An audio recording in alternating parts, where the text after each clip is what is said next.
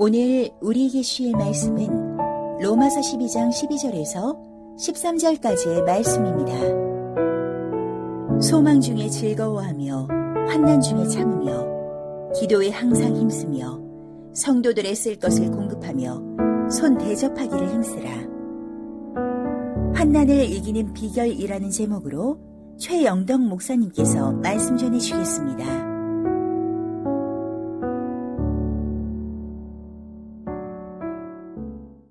성경에는 환난을 이기는 방법들이 많이 제시되고 있습니다. 그 중에 한 방법이 본문에 소개되고 있습니다. 함께 살펴보면서 은혜 받는 귀한 시간 되기를 원합니다. 자, 우리 한번 다시 복습을 해볼까요? 로마서의 주제가 뭡니까? 로마서의 주제는 크게 두 가지가 있죠.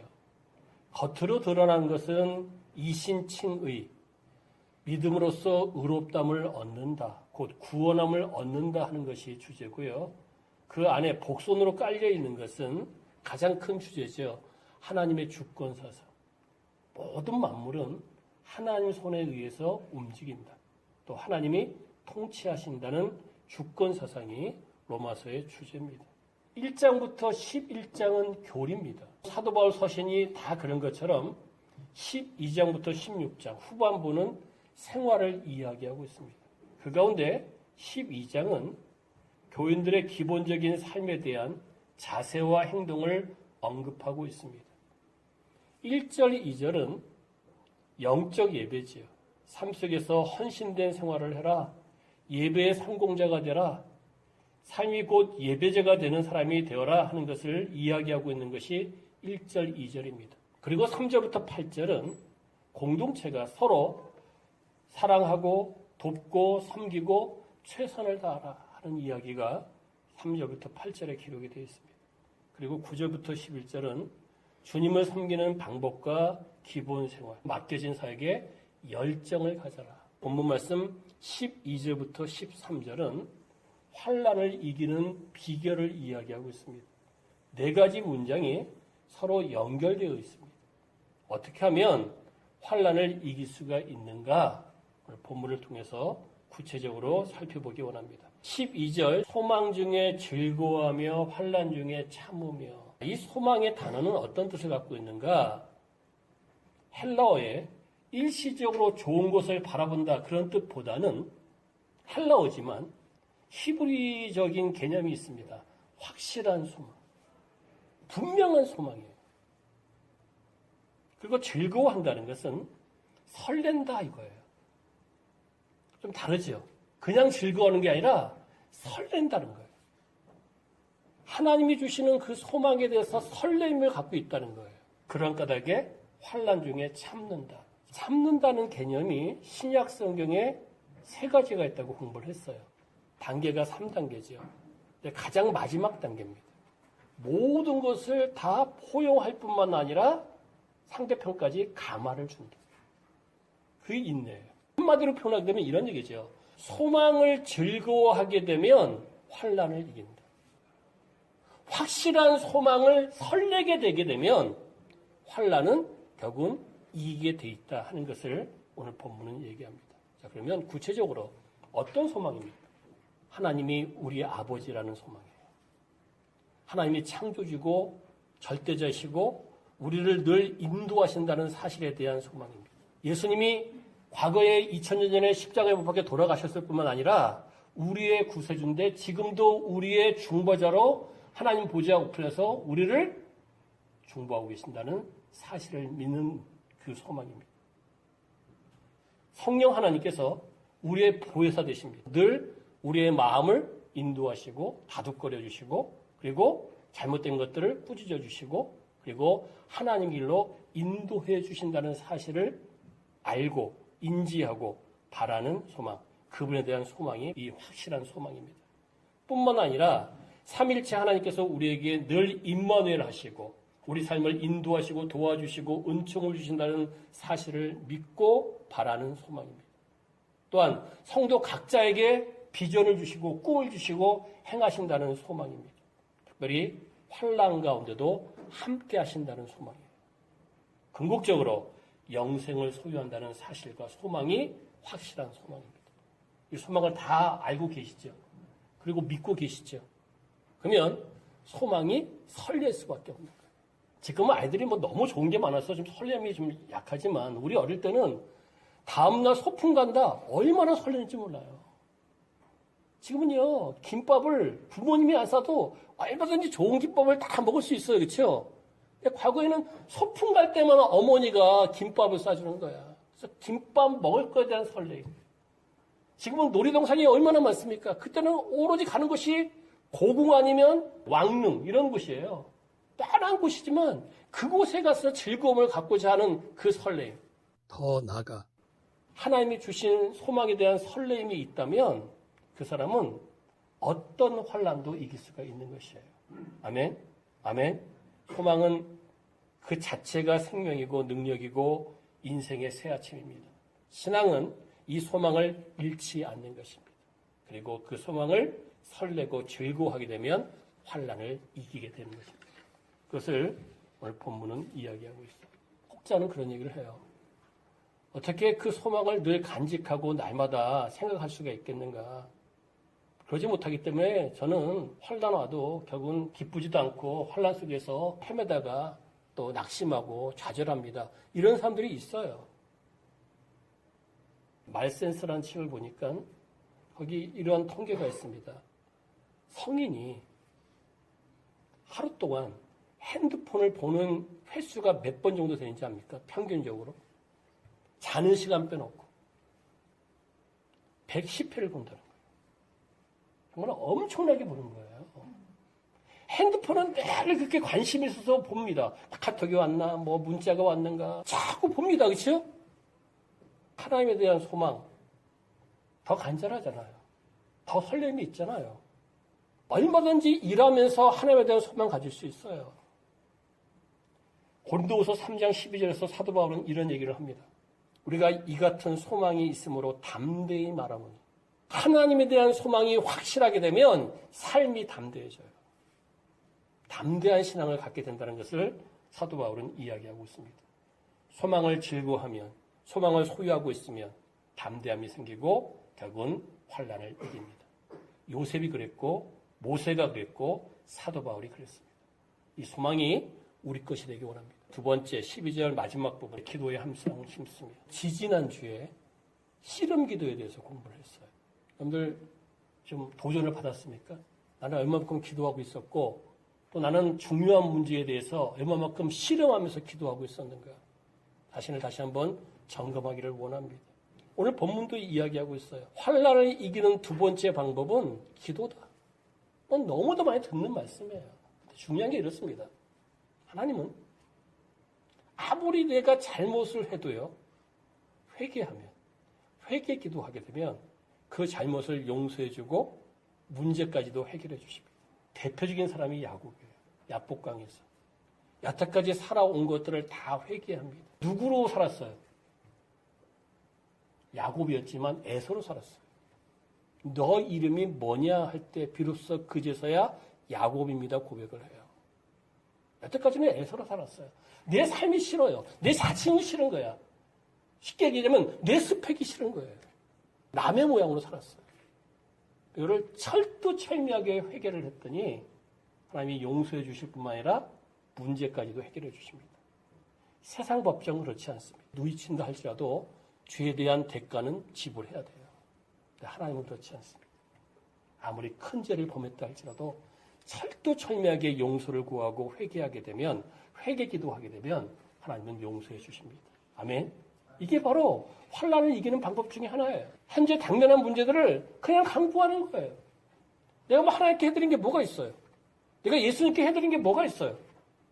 별로 없음에도 불구하고 내가 환난 당할 때, 내가 어려움을 당할 때 간절히 강구하게 되면 하나님은, 예수님은 그 문제에 응답해 주십니다. 수로보니게 여인이 그랬어요.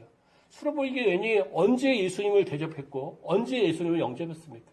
그죠? 어릴 때부터 귀신 들린 딸, 내 딸을 고쳐달라고 그냥 강구한 것밖에 없어요.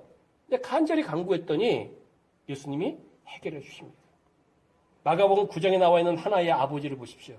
평상시에 예수님 만난 적 없고요. 예수님에게 좋은 일을 해드린 적이 한 번도 없어요. 그런데 똑같습니다. 귀신들인 어린 아들을 그 병을 고치기 위해서 왔어요. 예수님을 만납니다. 예수님이 어떤 말씀하시죠? 할 수 있거든이 무슨 말이냐? 믿는 자에게 능치 못할 일이 없느니라. 할 수 있거든이 무슨 말이냐? 믿는 자에게 능치 못할 일이 없느니라 하는 말을 듣고 어떤 고백을 합니까? 눈물을 흘리며 소리를 지르며 제가 믿나이다. 저의 믿음 없는 것을 도와주셔서 고백했더니 그 마음을 보시고 예수님은 역사해 주시고 그 아들의 병을 치유해 주십니다. 우리는 하나님께 해드린 게 별로 없어요. 아무것도 없어요. 그럼에도 불구하고 하나님의 자녀이기 때문에 환난을 당할 때 기도하면 하나님이 역사해 주십니다. 예수님이 역사해 주십니다. 성령님이 역사해 주십니다. 아멘. 이게 바로 환난을 이기는 방법이에요. 환난을 이기는 무기예요. 다니엘, 사도 바울, 수많은 우리 신앙의 선진들이 하나님의 영광을 위해서 신앙의 정조를 지키기 위해서 수많이 노력하고 기도했어요. 근데 하나님은 외면하지 않았습니다. 다 들어주셨습니다. 역사해 주셨습니다. 그것이 바로 기도의 능력이라는 것을 다시 한번 이야기합니다. 기도는 나를 움직입니다. 기도는 만물을 움직입니다. 기도는 하나님의 마음을 움직입니다. 기도는 어떤 장애물도 이깁니다. 하나님은 부르짖는 자녀들의 그 음성을 반드시 듣고 응답하십니다. 아멘. 아멘. 기도해도 안 되는데 그건 기도를 제대로 하지 못한 거예요. 다시 한번 강조합니다. 씨름 기도하십시오. 몸부림치는 기도하십시오. 하나님은 그 기도 속에서 환난을 이기게 하십니다. 스포전 목사님이 자신의 책에서 이런 얘기를 합니다. 하나님께서는 감사하게도 우리가 기도한 것보다 더 좋은 방법으로 응답하신다. 환난을 당합니까? 어려움이 있습니까? 중요한 문제가 있습니까? 열심히 기도하십시오. 하나님은 기도 이상의 응답을 해주십니다. 예레미야 33장 2절 3절 이를 행하시는 여호와 그것을 지어 성취하시는 여호와 그 이름을 여호와라는 자가 이같이 이르노라. 너는 내게 부르짖으라. 내가 내게 응답하겠고 네가 알지 못하는 크고 비밀한 일을 내게 보이리라. 아멘. 부르짖을 때, 간절히 간구할 때 하나님은 역사해 주십니다. 그것이 환난을 이기는 두 번째 방법이에요. 그 다음에 세 번째, 13절. 이것은 12절하고 연결되어 있어요. 환난을 이기는 방법, 소망 중에 즐거워할 뿐만 아니라 즐거워할 때 최종적인 방법의 인내, 곧 그 모든 환난을 이겨나가고 그 환난을 준 사람까지도 감화를 지키는 그러한 삶을 살 뿐만 아니라 그 환난을 이기는 또 하나의 방법이 뭐냐면 성도들의 쓸 것을 공급하고 손대접하기를 힘쓰는 거예요. 두 가지죠. 성도들의 쓸 것을 공급한다는 것은 어떤 개념에서 사용된 낱말이냐면 예루살렘 교회의 개념이에요. 예루살렘 교회가 서로가 물건을 통용했어요. 물질을 서로 하나로 만들어서 필요한 자에게 나눠줬습니다.